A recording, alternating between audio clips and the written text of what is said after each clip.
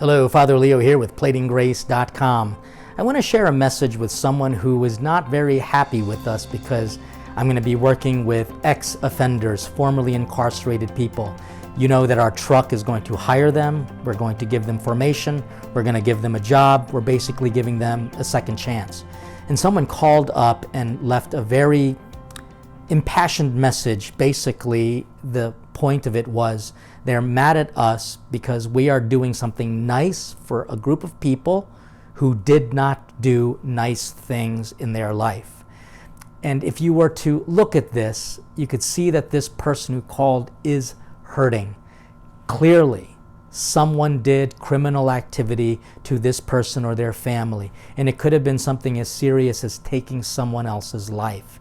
And so for me, a Catholic priest, to then go hire that person and to give them, in a sense, a second chance, I can understand why this person might be hurt and might be angry.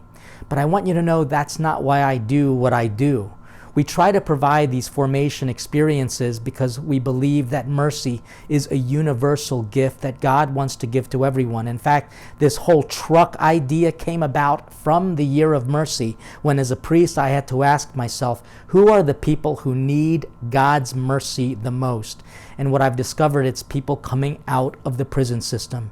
And so I've worked intentionally with people who have a record and might not be able to have a job. And I can say this, that I worked with a guy, his name is Chef Steve. If you watch the video for the GoFundMe campaign, you're going to see aspects of him there. I do a little clip away. In fact, I've done 2 podcasts with him.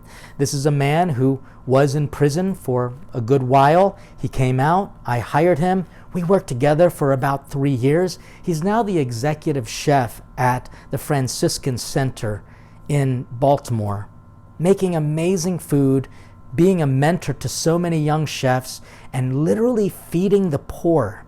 You see, I believe fully that God's mercy, when we share it the way God intends, can turn a sinner into a saint. There was a story of these 2 brothers who stole sheep from a village, and their punishment was that they had to have a tattoo on their head, and it was the letters ST, which stood for sheep thief. And it was a brand on their head that they just couldn't take. And in fact, one brother committed suicide because he just couldn't take that branding of being known as a thief. But the other saw it as an opportunity to become humble again. And that literally changed his life to become good, to become kind, to become merciful to other people, which is what these people have not learned how to do prior to committing these criminal acts. And so this one guy with that tattoo dies, but he was lauded as a holy man. And after a while, the tradition of branding the criminal letters of their crime on their forehead, that kind of ended.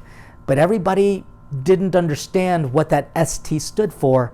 But you know what? Because of his actions, people thought that it stood for saint. They thought that it meant holiness, ST, the way we'd put saint such and such.